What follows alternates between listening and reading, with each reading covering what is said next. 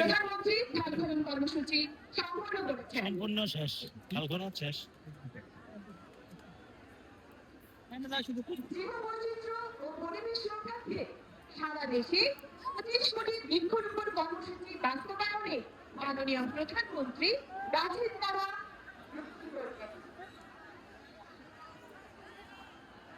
আমরা সবাই গণতান্ত্রিক মধ্য দিয়ে আমাদের প্রিয় নেতাকে অভিবাদন জানাই। মাননীয় প্রধানমন্ত্রী এই মুহূর্তে গাছের চারা রোপণ করছেন।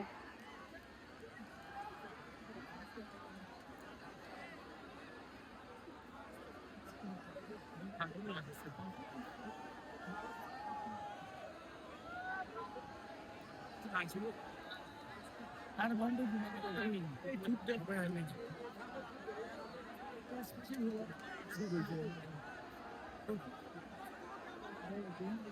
ক্যামেরা ক্যামেরা চলে যা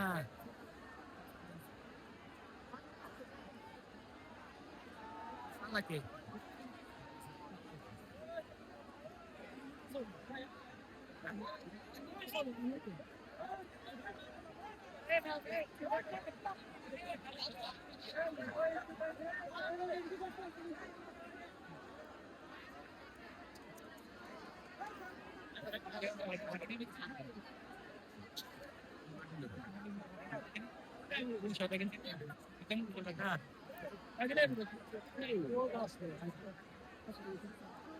বৃক্ষরোপণের পর এখন মাননীয় প্রধানমন্ত্রী জনাব তারেক রহমান এই মঞ্চে উপস্থিতি ও নির্দিষ্ট আসন গ্রহণ করবেন।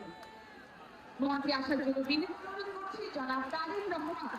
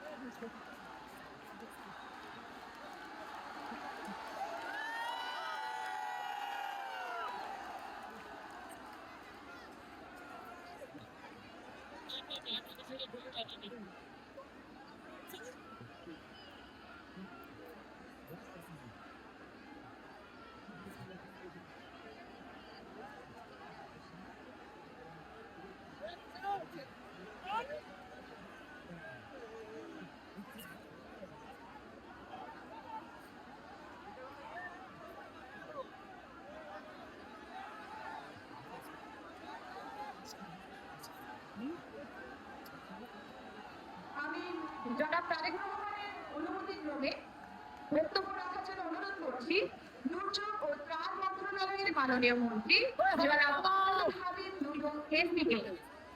জনাব আসাদুল হাবিব লুলু এমপি।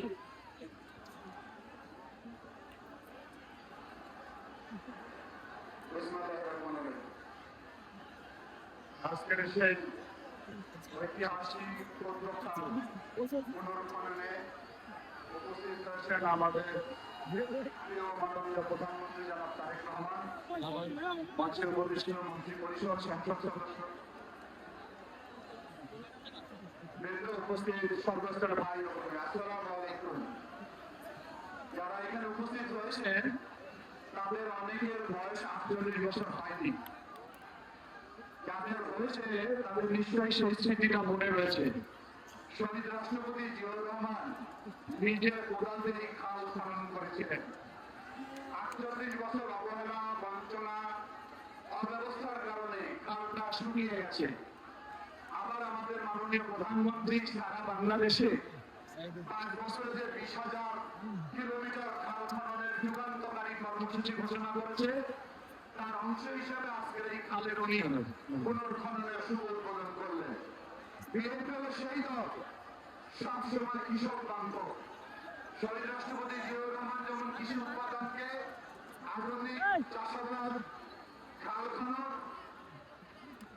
ইরি এবং অন্যান্য ফসলের আমদানি করেছিলেন, তখন একটা তরলহীন ঝুড়ি খাদ্যের সায়ন সম্পূর্ণে উদ্বৃত্ত হয়েছিল। আজকে আবারও আমাদের ৩১ দফা নির্বাচনী ইস্তেহারের প্রেক্ষিতে সারা বাংলাদেশে গ্রামীণ মানুষের সক্ষমতা বৃদ্ধি করার জন্য এই কর্মসূচি গ্রহণ করা হয়েছে। আমি বিশ্বাস করি এই খাল খননের মধ্য দিয়ে আমাদের উপরিভাগের পানি যেমন নিয়ন্ত্রণ করে রাখা যাবে, তেমনি শুকনো মৌসুমে কৃষকরা অল্প মূল্যে সেচ কার্যের মাধ্যমে তার কৃষি কাজ করতে পারবে।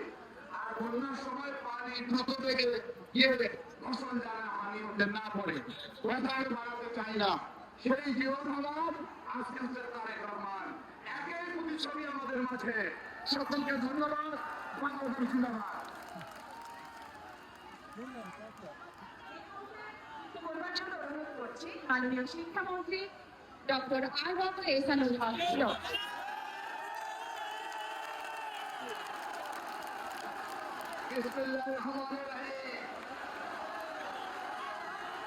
আজকে আমরা যাকে পেয়েছি, জিয়া রহমান এই খাওয়া খরচ করেছিল 1978 সালে। আজকে আমরা পেয়েছি তার জ্যেষ্ঠ সন্তান, আজকের প্রধানমন্ত্রী জনাব তারেক রহমান।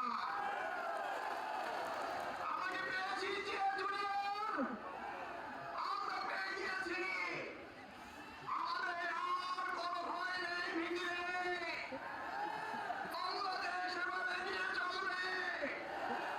আগামী বাংলাদেশ আমরা পাবো জনাব তারেক রহমানের নেতৃত্বে। আমার শিক্ষার্থী ভাই বোনেরা, শহীদ জিয়ার প্রিয় বিষয় ছিল শিক্ষা।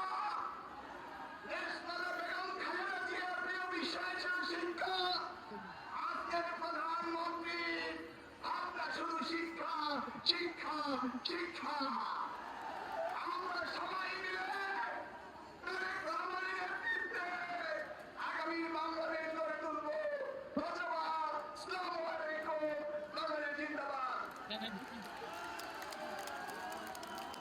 এখন বক্তব্য প্রদান করার জন্য অনুরোধ করছি বর্গা চাষী কৃষক সাইফুদ্দিনকে। খাল খননের কৃষক কি ফল পেতে পারে, আমরা কি ফল পেতে পারি, তাই শুনবো বর্গা চাষী কৃষক সাইফুদ্দিনের কাছ থেকে।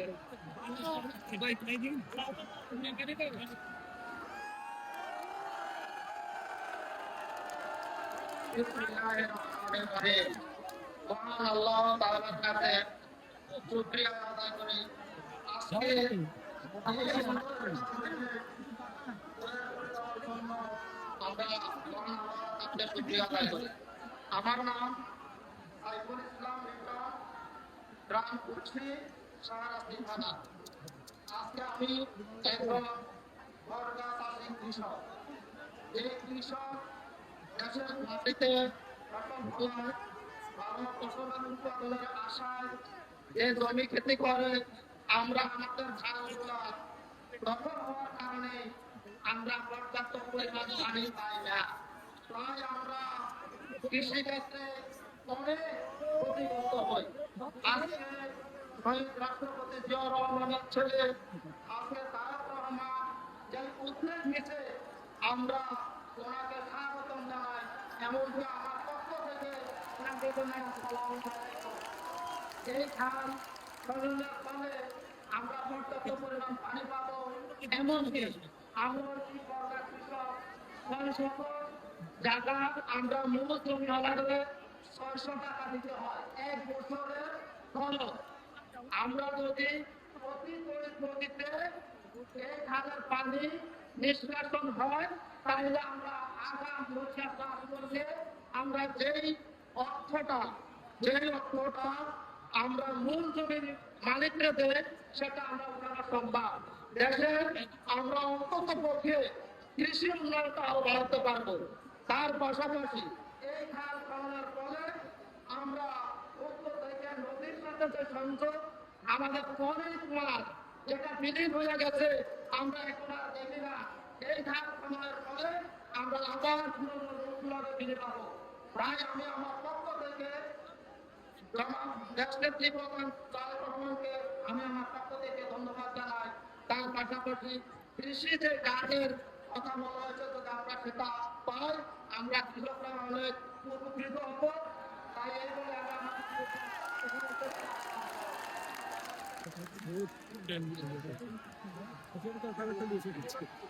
রিয়াকশন করছেন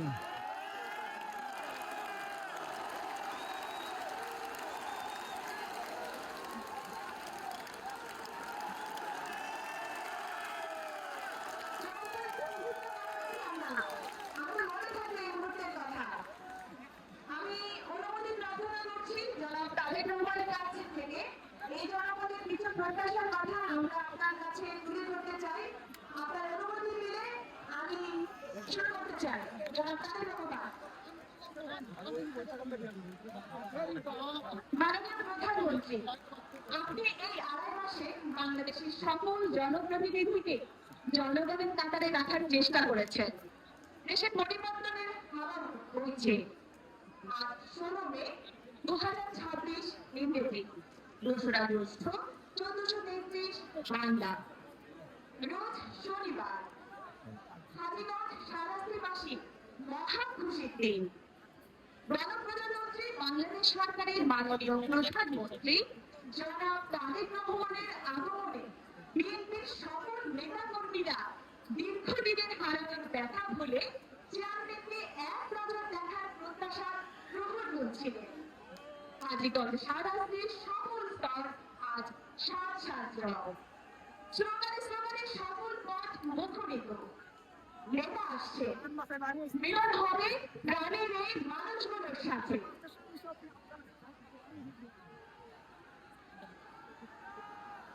আমি এবার কিছু বলবার জন্য অনুরোধ করছি আমাদের হাজীগঞ্জ সারাশ্রী সংসদ সদস্য এবং আজকের এই অনুষ্ঠানের সভাপতি ইঞ্জিনিয়ার মোহাম্মদ মমিনুল হককে।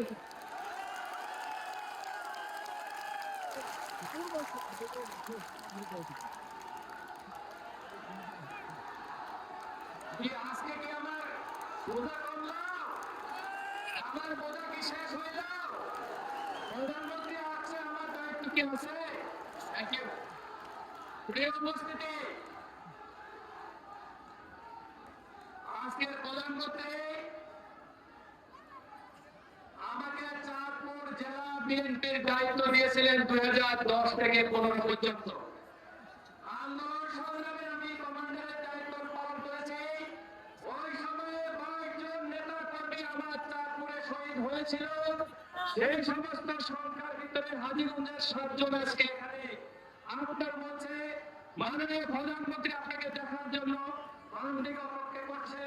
আমি মনে করি আপনি যাওয়ার সময় তাদেরকে সান্ত্বনা দিবেন। পুরা পরিবারগুলো এখানে আছে আপনাকে দেখার জন্য। মাননীয় প্রধানমন্ত্রী, আর বলতে দেয় না 2015 সালে আমি চাঁদপুর বর্তমান প্রেসিডেন্ট মানিককে হস্তান্তর করে আমাকে সাব সেক্টরের দায়িত্ব দিয়েছিলেন আন্দোলনের জন্য। আমি বিগত 17 বছর এখানে আন্দোলন করেছি, সংগ্রাম করেছি। আপনার দলকে আমি গুছিয়ে রেখেছি। বহু নেতা কর্মী মামলা হামলা জর্জরিত, আহত, বিভিন্নভাবে নিষ্পেষিত হয়ে আছে। আজকে আমার দায়িত্ব আমি লাঘব হয়েছি। আপনি এসেছেন, বর্ষার স্থল হয়েছে, সারাশ্রী হাজীগঞ্জের দায়িত্ব এখন আপনার উপরে। আপনার কাছে আমার কোনো দাবি নেই।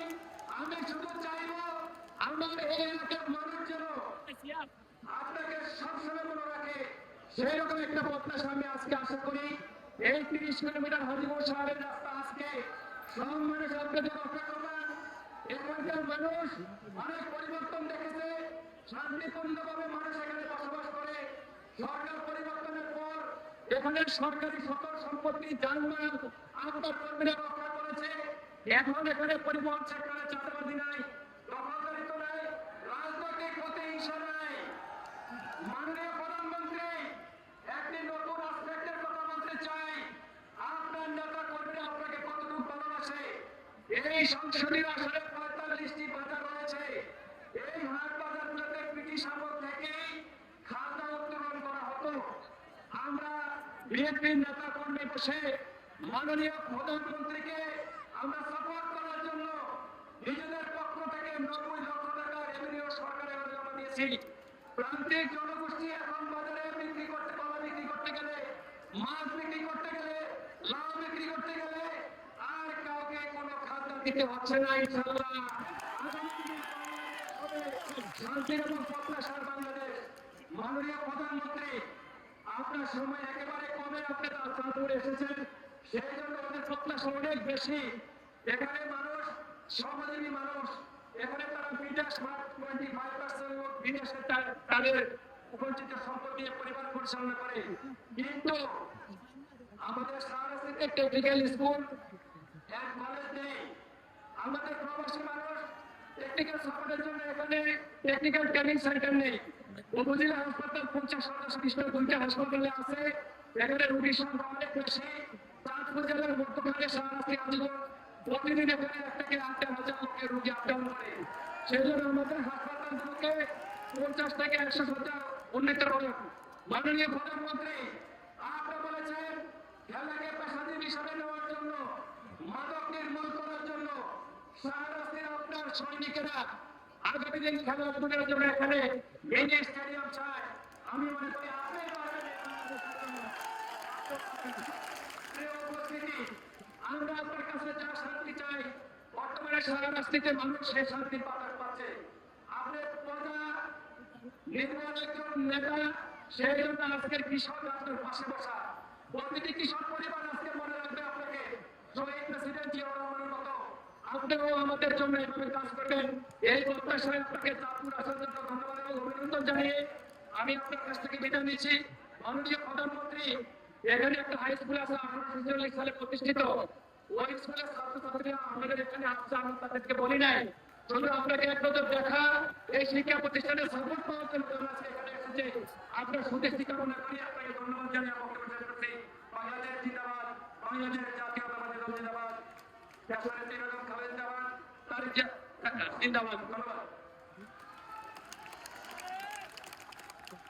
মাননীয় প্রধানমন্ত্রী, এই সামনে যে অডিয়েন্সটা দেখতে পাচ্ছে, এই বাচ্চাগুলো দেখতে পাচ্ছে, তারা সেই সকাল থেকে সূর্যের তাপ মাথায় নিয়ে শুধু আপনার জন্যই অপেক্ষা করেছে।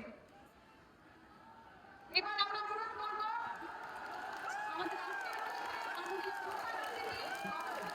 বাংলাদেশ সরকারের মাননীয় প্রধানমন্ত্রী শহীদ প্রেসিডেন্ট জিয়াউর রহমান ও আবাসী নেত্রী মরহুমা বেগম খালেদা জিয়ার সুযোগ্য সবাই চিনে আমার লাগবে না বলবি, সবাই চেনে।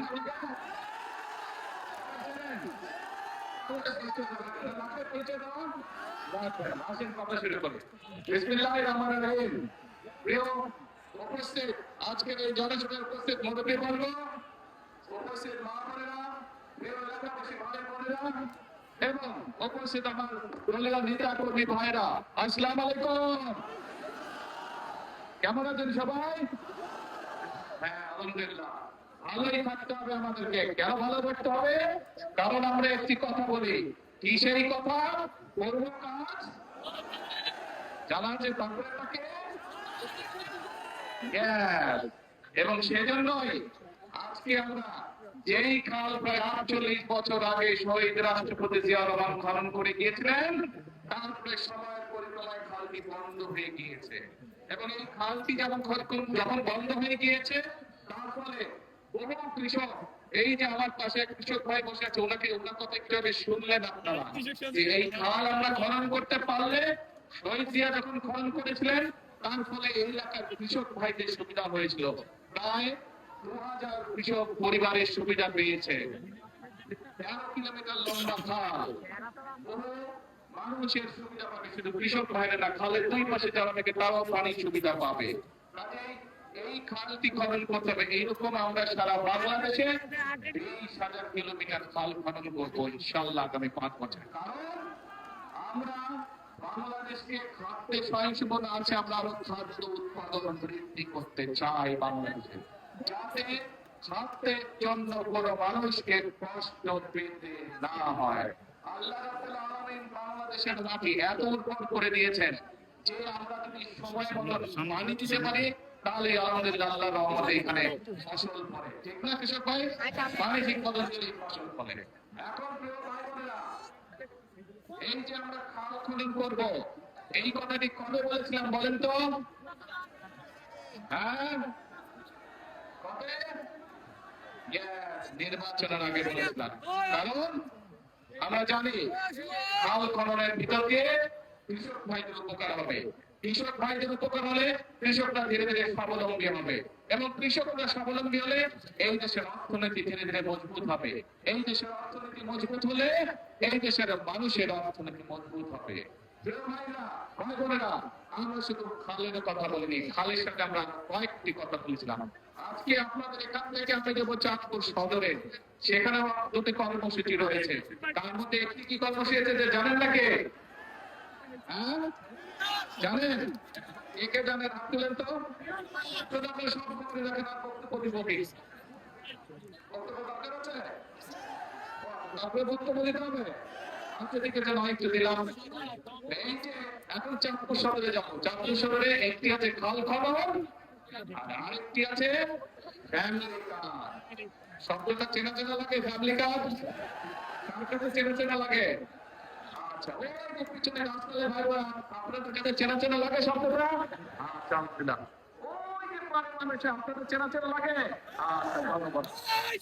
ছোট বন্ধুরা, তোমাদের কাছে ফ্যামিলি কার্ড ছিল? শুনেছো? আগে কথা শুনেছো ফ্যামিলি কার্ডের কথা? আচ্ছা, এখন প্রিয় ভাই বোনেরা, এই ফ্যামিলি কার্ডের প্রতিশ্রুতি আমরা নির্বাচনের আগে এই দেশের মানুষের কাছে দিয়েছিলাম। এই ফ্যামিলি কার্ডের লক্ষ্য কি?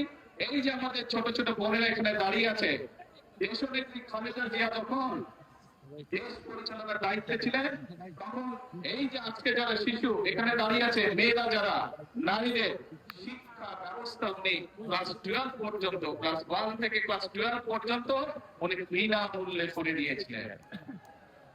আজকে আমরা সিদ্ধান্ত নিয়েছি দেশনেত্রী খালেদা জিয়া সেই কর্মসূচিকে আমরা আরো আগিয়ে নিয়ে যাব এবং ইনশাআল্লাহ আমরা এই যে মেয়েদেরকে শিক্ষা ব্যবস্থা ইন্টারমিডিয়েট পর্যন্ত ফ্রি আছে, এটাকে আমরা ডিগ্রি বা স্নাতক পর্যন্ত আমরা ইনশাআল্লাহ ফ্রি করব এবং শুধু তাই নয়, যে সকল মেয়েরা ভালো রেজাল্ট করবে ইনশাআল্লাহ তাদেরকে আমরা সরকারের পক্ষ থেকে ইনশাআল্লাহ উপবৃত্তির ব্যবস্থা করবো। কাজে মন দিয়ে সবাইকে পড়তে হবে, আমাদেরকে মন দিয়ে পড়তে হবে, তাহলে তোমরা সরকার থেকে উপবৃত্তি পাবে।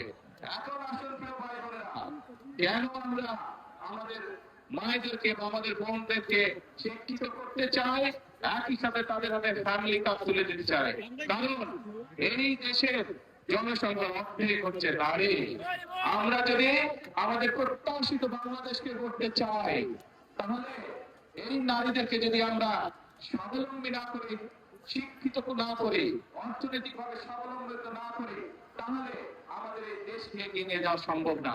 এবং সেই জন্যই আমরা সিদ্ধান্ত নিয়েছিলাম, বাংলাদেশের মানুষের কাছে আমরা প্রতিশ্রুতি দিয়েছিলাম যে বিএনপি 12 তারিখের নির্বাচনে যদি আপনাদের সহযোগিতা আল্লাহর রহমতে বাংলাদেশের জনগণের সমর্থনে সরকার গঠন করে, ইনশাআল্লাহ আমরা দেশের 4 কোটি পরিবার রয়েছে, ধীরে ধীরে আমরা এই পরিবারের যারা মায়েরা আছে, গৃহিণীরা আছে, তাদেরকে আমরা ফ্যামিলি কার্ড এক এক করে পৌঁছে দেবো এবং সেই ফ্যামিলি কার্ডের মাধ্যমে আমরা 2,500 টাকা করে প্রতি মাসে আমরা মায়েদের হাতে তুলে দেবো, যাতে করে সেই মায়েরা পরিবারের শিশুদের লেখাপড়া বলেন, স্বাস্থ্য বলেন, সবকিছু ঠিকভাবে যত্ন নিতে পারে।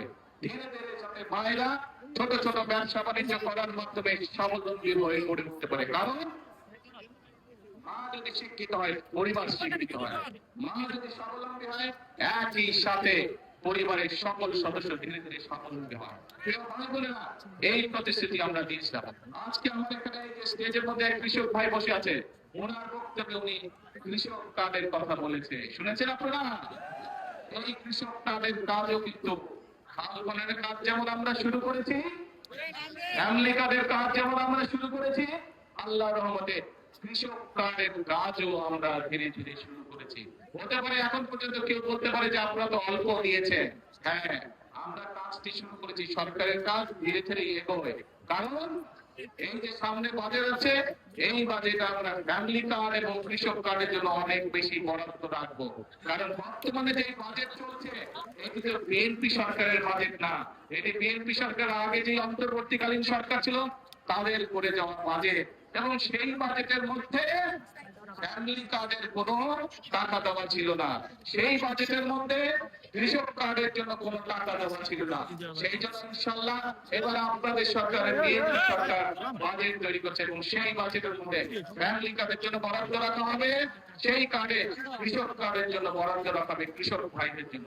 আমরা চাই মায়েরা যেমন স্বাবলম্বী হবে, আমাদের দেশের কৃষক ভাইরাও স্বাবলম্বী হবে। সেই জন্য কৃষক কার্ডের মাধ্যমে প্রতি বছর যাতে কৃষক ভাইদের যে সার, কীটনাশক, যেসব বীজ, ফসলের বীজ এগুলো কিনতে যে টাকাটির প্রয়োজন তার একটি অংশ আমরা সরকারের পক্ষ থেকে ফ্যামিলি কার্ডের মাধ্যমে কৃষক ভাইদের হাতে পৌঁছে দিব, যাতে করে তাদের জন্য সমস্যা না হয়। প্রিয় ভাই বোনেরা, যে আপনারা সবাই কৃষক, প্রিয় ভাই বোনেরা, এখানে টেকনিক্যাল কলেজের কথা বলা হয়েছে।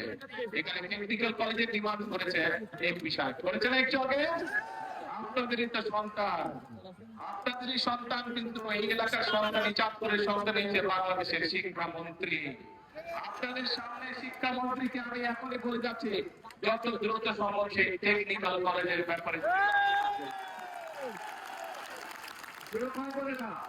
আমরা নির্বাচনের আগে বলেছিলাম যে এই বাংলাদেশের একটি বড় সমস্যা হচ্ছে বেকার সমস্যা।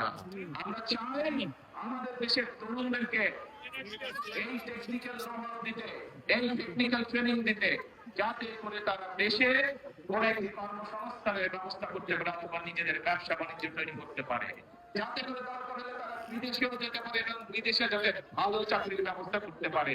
যদি তাদের টেকনিক্যাল ট্রেনিং থাকে, এখন যেরকম অদক্ষ শ্রমিক চায়, আমরা চাই আমাদের শ্রমিকদেরকে দক্ষ করে গড়ে তুলতে, যাতে বিদেশে গিয়ে তারা বেশি ইনকাম করতে পারে।